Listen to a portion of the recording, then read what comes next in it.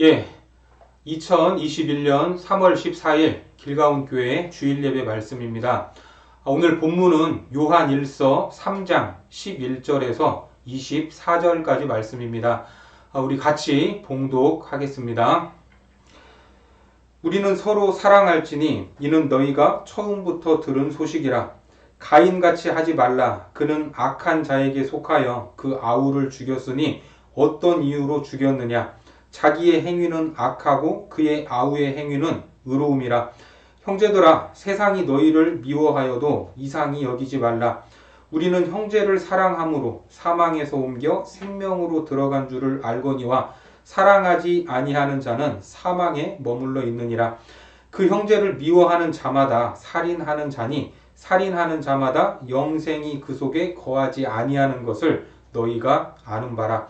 그가 우리를 위하여 목숨을 버리셨으니 우리가 이로써 사랑을 알고 우리도 형제들을 위하여 목숨을 버리는 것이 마땅하니라. 누가 이 세상의 재물을 가지고 형제의 궁핍함을 보고도 도와줄 마음을 닫으면 하나님의 사랑이 어찌 그 속에 거하겠느냐. 자녀들아, 우리가 말과 혀로만 사랑하지 말고 행함과 진실함으로 하자. 이로써 우리가 진리에 속한 줄을 알고 또 우리 마음을 주 앞에서 굳세게 하리니 이는 우리 마음이 혹 우리를 책망할 일이 있어도 하나님은 우리 마음보다 크시고 모든 것을 아시기 때문이라. 사랑하는 자들아, 만일 우리 마음이 우리를 책망할 것이 없으면 하나님 앞에서 담대함을 얻고 무엇이든지 구하는 바를 그에게서 받나니 이는 우리가 그의 계명을 지키고 그 앞에서 기뻐하시는 것을 행함이라. 그의 계명은 이것이니 곧 그 아들 예수 그리스도의 이름을 믿고 그가 우리에게 주신 계명대로 서로 사랑할 것이니라. 그의 계명을 지키는 자는 주 안에서 거하고 주는 그 안에서 거하시나니 우리에게 주신 성령으로 말미암아 그가 우리 안에 거하시는 줄을 우리가 아느니라. 아멘. 오늘 행함과 진실함으로 사랑합시다 라는 제목으로 하나님 말씀 전하겠습니다. 요한 1서의 저자인 사도 요한은 AD 66년에서 70년까지 이어졌던 이 유다 전쟁, 이 전쟁으로 인해 에베소에 정착을 했고 이후 소아시아의 교회를 위해 이 교회를 돌보는 일을 감당했습니다. 그 시기에 사도 요한이 대처해야 했던 가장 큰 문제는 다름 아닌 영지주의로 불리는 이단이었습니다. 간단히 말해서 영지주의라는 것은 이것입니다. 이 세상은 저급한 물질 세계 그리고 영의 세계로 이분되어 있고 영혼이 육체로부터 구원을 얻기 위해서는 이 영적인 지식, 다시 말해서 영지가 필요하다는 것이었습니다. 그러니까 세상을 물질과 이 저급한 물질과 고급한 영으로 나누는 이 이원론적인 우주관과 구원관을 주장하는 사람들이었습니다.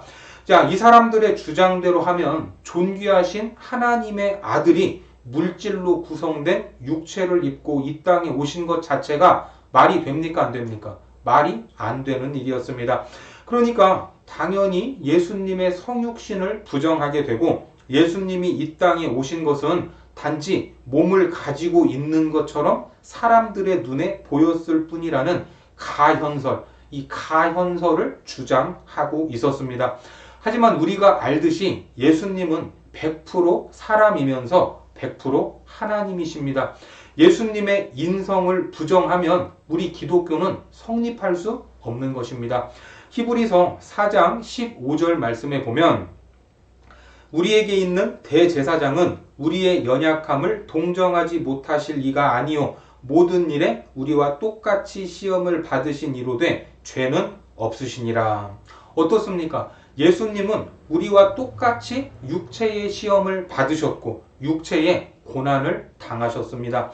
여기에서도 영지주의의 주장대로 예수님이 육체로 오시지 않고 그저 사람들 눈에 보이는 존재로 오셨다면 말 그대로 보여주기 위한 쇼를 한 것이 됩니다. 그러면 모든 일에 우리와 똑같은 시험을 받았다고 말할 수가 없죠. 오히려 시험을 받는 척 한 것이 되는 것입니다. 그래서 요한은 영지주의를 그리스도를 대적하는 자, 적 그리스도로 규정하고 있습니다. 이 성경에서 말하는 적 그리스도는 데살로니가 후서 2장 3절 말씀에 보면 자, 이렇게 말씀하고 있어요. 누가 어떻게 하여도 너희가 미혹되지 말라. 먼저 배교하는 일이 있고 저 불법의 사람 곧 멸망의 아들이 나타나기 전에는 그날이 이르지 아니하리니. 적 그리스도를 불법의 사람이요 멸망의 아들이라고 말합니다. 또한 요한계시록 13장에서는 짐승으로 불리고 있습니다. 그만큼 우리가 주의하고 피해야 할 자들, 그들이 바로 적 그리스도입니다. 자, 이렇게 에베소를 중심으로 약 30여 년을 목회하던 사도 요한은 영지주의자들과 그것을 추종하는 거짓 교사들의 활동을 막기 위해 이 요한 서신을 기록했던 것입니다. 인간의 육체는 죄로 인해 악하기 때문에 육체를 위한 도덕 체계를 깨뜨리는 것은 하나님의 말씀을 반하는 것이 아니라고 하는 그들. 그렇게 도덕이 무너지게 되면 극단적인 금욕주의와 쾌락주의로 빠지게 되는 것이 영지주의였습니다. 한마디로 악한 육체를 억누르는 것도 좋고 그리고 육체의 원함대로 사는 것도 좋다는 것입니다. 하지만 성도는 어떤 존재입니까? 하나님의 자녀로서 그 신분에 합당한 열매를 맺어야 하는 존재입니다. 그 열매는 어떻게 맺습니까? 우리가 살아가는 육체의 삶으로, 이 육체의 삶으로 거룩한 열매를 맺어야 하는 것입니다. 그래서 하나님의 자녀라면 첫 번째, 예수님이 육체로 오셨다는 것을 믿어야 하고, 두 번째는 윤리적으로 빛 가운데에서 의를 행해야 하는 것입니다. 그리고 마지막으로 이웃, 다시 말해 형제 사랑의 계명을 실천해야 합니다.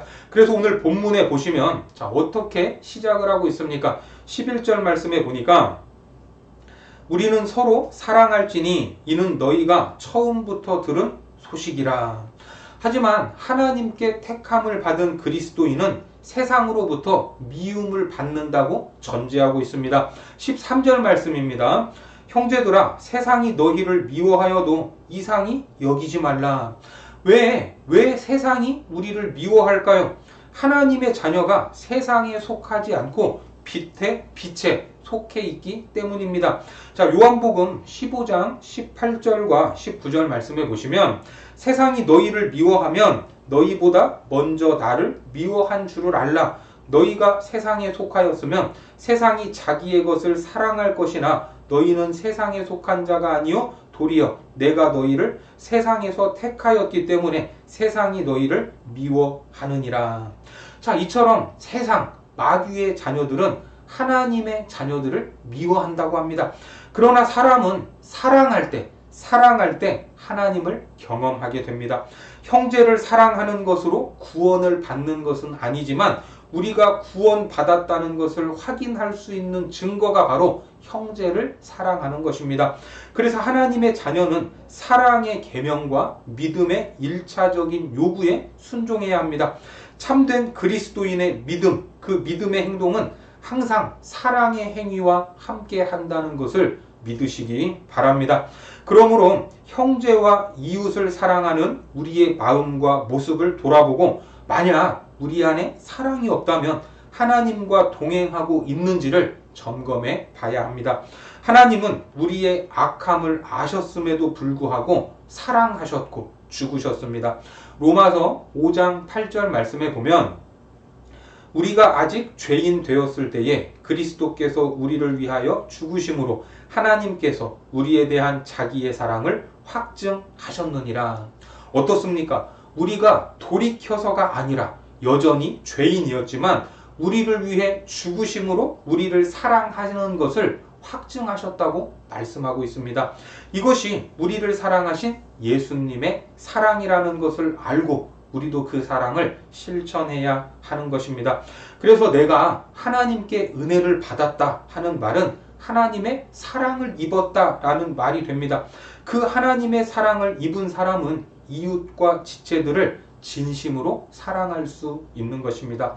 우리가 사망에서 옮겨 생명으로 들어갔는지 알 수 있는 기준, 그것이 뭐라고요? 형제를 사랑하는 것입니다. 자, 본문으로 가셔서 14절 말씀 보겠습니다. 14절에 우리는 형제를 사랑함으로 사망에서 옮겨 생명으로 들어간 줄을 알거니와 사랑하지 아니하는 자는 사망에 머물러 있느니라. 또한 요한은 한 가지 예를 들면서 재물을 갖고 있으면서도 어려운 형제를 돕지 않는 것은 형제를 사랑하지 않는 것이며 말과 혀로만 하는 사랑은 가짜 사랑이라고 말합니다. 자, 본문 17절과 18절 말씀입니다. 누가 이 세상의 재물을 가지고 형제의 궁핍함을 보고도 도와줄 마음을 닫으면 하나님의 사랑이 어찌 그 속에 거하겠느냐. 자녀들아, 우리가 말과 혀로만 사랑하지 말고 행함과 진실함으로 하자. 그리고 여기에서 더 나아가서 우리를 위해 목숨을 버리신 주님의 사랑을 본받아 형제들을 위해 목숨을 버리는 정도의 사랑을 베풀어야 한다고 말합니다. 자, 다시 본문 16절 말씀입니다. 그가 우리를 위하여 목숨을 버리셨으니 우리가 이로써 사랑을 알고 우리도 형제들을 위하여 목숨을 버리는 것이 마땅하니라. 여러분, 다른 사람을 위해 자기 목숨을 버릴 수 있습니까? 사실 이 말은 형제를 위해서 죽으라는 말이기보다는 그만큼 큰 사랑의 마음을 가지고 형제를 대하라. 진실한 마음과 구체적인 방법으로 이웃과 형제를 사랑하라는 말씀입니다. 사실 생각해 보면 사랑의 실천은 멀리 있는 것이 아니죠. 작은 것이라도 결심하고 실천하면 됩니다. 본문 22절 말씀해 보니까 무엇이든지 구하는 바를 그에게서 받나니 이는 우리가 그의 계명을 지키고 그 앞에서 기뻐하시는 것을 행함이라. 이렇게 행할 때 하나님의 사랑이 우리 마음에 가득하게 되고 이웃에게 흘러 넘치는 것을 경험하게 되는 것입니다. 자, 계속해서 23절 말씀 보겠습니다. 그의 계명은 이것이니 곧 그 아들 예수 그리스도의 이름을 믿고 그가 우리에게 주신 계명대로 서로 사랑할 것이니라. 여기서 곧 그 아들 예수 그리스도의 이름을 믿고 이것을 언급한 것도 당시 초대교회를 어지럽히던 영지주의와 적 그리스도를 염두에 둔 것으로 영지주의의 영향으로 교회 안에서는 영은 선하고 육은 악하다는 생각, 예수님의 인성을 부정하고 신성을 강조하는 분위기가 만연했기 때문입니다. 영지주의자들은 예수님이 십자가에 달리신 사건도 하나님의 영이 사람의 몸을 입어 잠시 머물렀다는 이 가현설로 설명하면서 구원의 참된 본질을 흐리게 했습니다. 그리고 믿음을 파괴하는 그런 행위를 일삼았던 것입니다. 여기서 요한은 예수님을 불신하는 그런 사람들과 구별된 믿음을 가져야 한다 하는 것을 강조하고 있습니다. 자, 다시 말씀드리지만 예수님은 완전한 하나님이시고 완전한 사람이라는 것을 믿으시기 바랍니다. 그 예수님의 핵심 계명, 그 계명이 하나님을 사랑하는 것이고 이웃을 사랑하는 것입니다. 마태복음 22장 36절에서 40절까지 말씀을 보겠습니다. 선생님, 율법 중에서 어느 계명이 크니이까? 예수께서 이르시되 내 마음을 다하고 목숨을 다하고 뜻을 다하여 주 너의 하나님을 사랑하라 하셨으니 이것이 크고 첫째 되는 계명이요 둘째도 그와 같으니 내 이웃을 내 자신같이 사랑하라 하셨으니 이 두 계명이 온 율법과 선지자의 강령이라. 따라서 하나님의 사랑에는 반드시 이웃에 대한 사랑이 동반합니다. 예수님을 믿고 이웃을 사랑하는 것이 주님 안에 거하는 비결이라고 해도 틀리지 않습니다. 그 이웃이 어디 있습니까? 바로 우리가 속해 있는 공동체 안에 있습니다. 우리 교회 안에도 믿음이 연약한 사람들이 있지 않습니까? 공동체 안에 다 믿음이 좋으면 좋을 것 같지만 사실 연약한 사람이 있는 것도 은혜입니다. 하나님이 약한 사람을 통해 공동체를 하나 되게 하고 또 건강하게 하며 지체를 돌보는 것이 무엇인지를 배우게 하시기 때문입니다. 나와 다른 환경을 가진 사람들을 돌아보고 사랑으로 품고 찾아가는 것은 하나님이 분명 기뻐하시는 삶입니다. 이러한 사람은 주님 안에 거하고 주님도 그 사람 안에 거하신다는 것을 기억하시기 바랍니다. 본문 24절 말씀 보겠습니다. 그의 계명을 지키는 자는 주 안에 거하고 주는 그의 안에 거하시나니 우리에게 주신 성령으로 말미암아 그가 우리 안에 거하시는 줄을 우리가 아느니라. 우리가 예수님을 대하듯 이웃을 섬길 수 있다면 주님의 동행하심으로 천국이 우리 안에 임하게 되는 것입니다. 특별히 예수님께서는 이 천국에 대해서 말씀하시면서 너희가 여기 내 형제 중에 지극히 작은 자 하나에게 한 것이 곧 나에게 한 것이다. 이렇게 말씀하셨습니다. 자, 마태복음 25장 35절에서도 내가 줄일 때에 너희가 먹을 것을 주었고 목마를 때에 마시게 하였고 나그네 되었을 때에 영접하였고. 그러니까 주위에 있는 작은 사람 하나에게 물 한 잔 건네는 것은 바로 예수님께 드리는 것과 같습니다.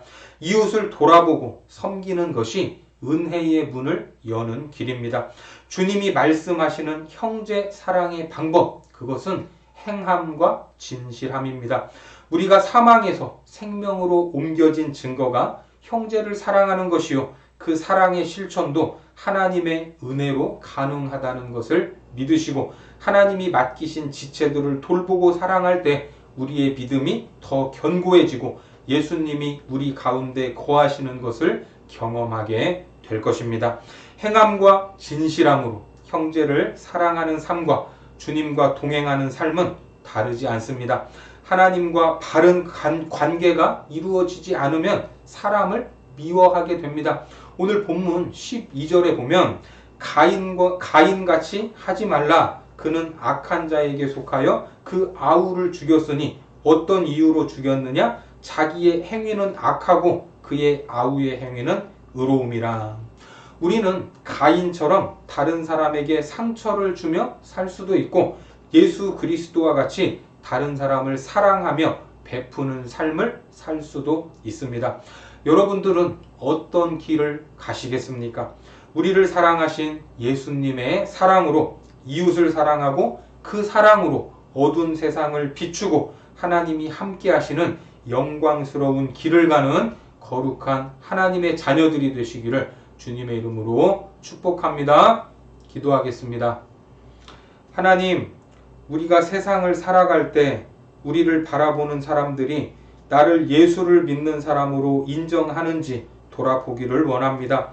교회에 다니는 것, 찬송을 부르고 듣는 것으로 우리의 정체성이 드러나기도 하지만 진짜 그리스도인은 행함과 진실함으로 사랑하는 자들임을 믿사오니 우리가 먼저 받은 사랑을 세상 앞에 사람들 앞에 흘려보내게 하시고 우리의 행함과 진실함을 통해 어두운 세상이 밝아지고 하나님이 영광 받으시는 역사가 있게 하여 주옵소서. 감사를 드리며 예수님의 이름으로 기도드립니다. 아멘.